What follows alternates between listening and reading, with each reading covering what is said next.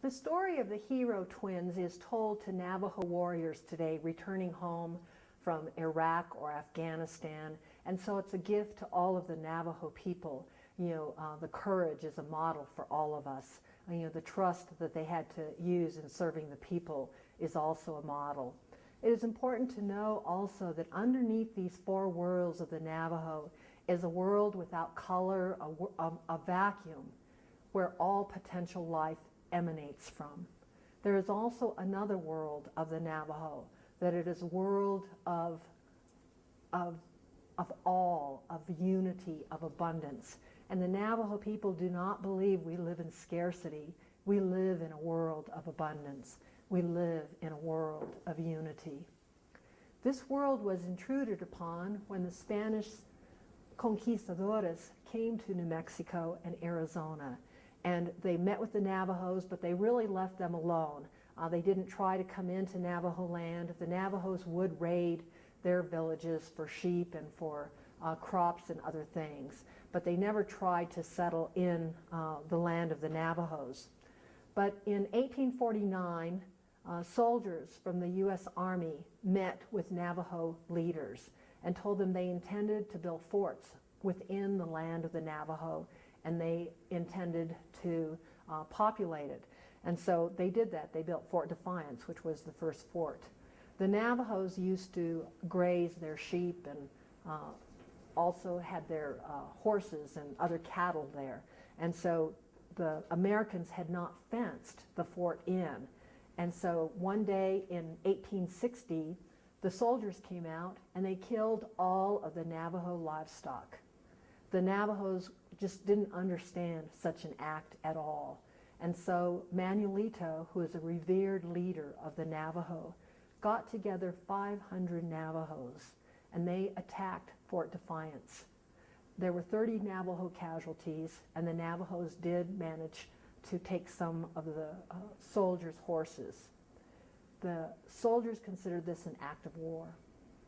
In April of 1860, Manuelito got 1,000 Navajo warriors together, and again they attacked Fort Defiance. They were unsuccessful, but this was the start of the Navajo American War, which went from 1860 to 1868. The Navajos and the U.S. Army played cat and mouse all during the year of 1861 and 1862. In December of 1862, Navajo leaders met with the U.S. Army in Santa Fe, New Mexico, seeking peace.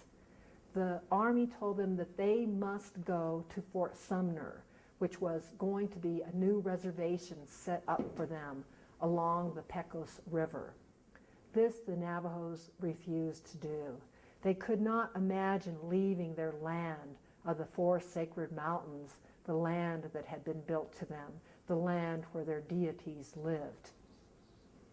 In January 1863, the Mescalero Apaches surrendered, and they went to Fort Sumner. And so the U.S. Army continued its pressure on the Indians. In January 1864, Kit Carson and his troops went into the last stronghold of the Navajos, Canyon de Chelly. They killed their livestock, they tore down their hogans, they polluted their water sources. Kit Carson believed that the only thing that could be done for the Navajos was a scorched earth policy. In this way, they would have to surrender to the U.S. Army. So on March 13th of 1864, a group of Navajos surrendered, and they began the 250-mile march to Fort Sumner. Many of them died along the way. Later, more Navajos were captured and taken to Fort Sumner. Eventually, there would be 10,000 Navajos imprisoned at Fort Sumner. Over 25% of them died from dysentery, from syphilis, from hunger. They said they were like prairie dogs living in their holes. It was a very, very hard time for the Navajos. In the meantime, the United States government was trying to figure out what they were going to do with the Navajos. They thought they would relocate them to Oklahoma, as they had done with other tribes. And so the Navajos remained imprisoned at Fort Sumner from 1864 to 1868. In the meantime, Manuelito, our revered leader, was still holding out against the U.S. Army. Finally, in September 1866, with 23 warriors, emaciated, Manuelito's arm useless at his side, no more bows, no more arrows, surrendered to the U.S. Army. Now there were no more war chiefs. In 1868, General William Tecumseh Sherman came to negotiate a treaty with the Navajos, because even though they had imprisoned 10,000 Navajos, there were still Navajos hiding out within remote places of what is now the Navajo Reservation. But they wanted a treaty because neither side knew they could win this war. And so a treaty was negotiated June 1st, 1868. The Navajos were allowed to leave Fort Sumner, and they returned to the reservation that had been established for them in the Four Corners area. It was only 1/4 of the land base they had previously inhabited. I want to read this quote because I think this is so important in terms of the history of the Navajo people and relationships with the U.S. military and the U.S. government. Star Chief Carleton, who was Brigadier General Carleton, who was in charge of the U.S. Army during the Navajo American War, reported to Washington that Fort Sumner was a fine reservation. There is no reason why they will not be the most happy and prosperous and well provided for Indians in the United States. At all events, we can feed them cheaper than we can fight them. These 6,000 mouths must eat, and these 6,000 bodies must be closed.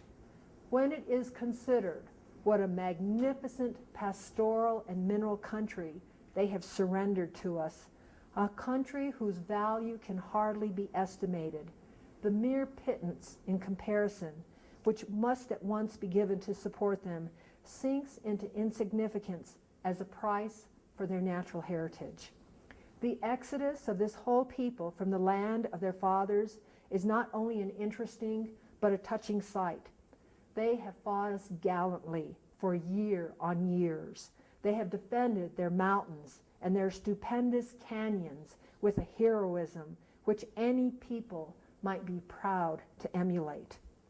But when at length they found it was their destiny too, as it had been that of their brethren, tribe after tribe, away back toward the rising of the sun, to give way to the insatiable progress of our race, they threw down their arms, and are brave men entitled to our admiration and respect.